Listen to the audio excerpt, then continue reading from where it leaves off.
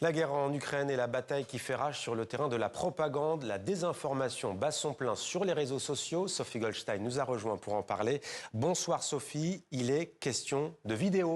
Bonsoir Mohamed, nous allons parler d'images fabriquées. Ce n'est pas nouveau, mais avec l'intelligence artificielle, ces images truquées sont de plus en plus nombreuses et fréquentes. Regardez par exemple ce soldat qui pleure. Il ne veut pas mourir, il ne veut pas être envoyé à l'abattoir, comme il dit. Alors il est tentant d'y voir du désespoir. Beaucoup ont pu s'y méprendre, mais en fait, c'est un faux, comme le relèvent les observateurs aguerris. Certains ont tiqué à la mention de son âge. S'il a bien 23 ans, eh bien, il s'est porté volontaire pour aller au combat, pointe le centre ukrainien de lutte contre la désinformation. Ce visage serait en réalité celui d'un créateur de contenu russe. Autres images censées illustrer la reddition de troupes ukrainiennes à Pokrovsk dans l'est de l'Ukraine. Des soldats sans visage, des écussons fantaisistes sur les uniformes. C'est encore une fois un trucage fabriqué avec Sora, l'outil IA de l'américain OpenAI. Alors, il faut le redire. Ouais, effectivement, Sophie, on ne le dira jamais assez, ce n'est pas le nombre de vues qui fait la véracité sur les plateformes.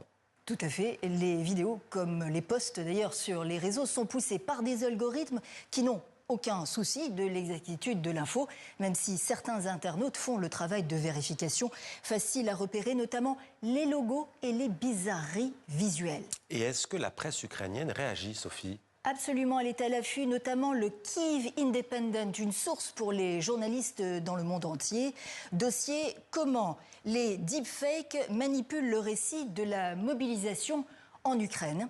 Et quelles sont les conclusions de cette presse ?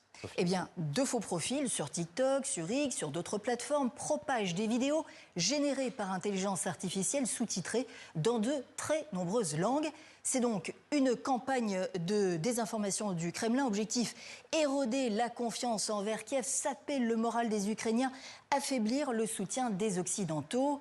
L'espace informationnel, comme le dit ce politologue ukrainien, est un champ de bataille et c'est pourquoi la Russie y travaille sans relâche pour pousser ses narratifs. Et ce qui ne veut pas dire pour autant, Sophie, que la situation n'est pas difficile, très compliquée pour l'armée ukrainienne sur le front. Absolument. Regardez cette vidéo amateur. Elle a été vérifiée par l'agence Reuters. Et donc, elle fait état, l'agence anglo-saxonne, de 300 soldats russes à Pokrovsk, une localité qui pourrait être en passe de tomber après un an de combat.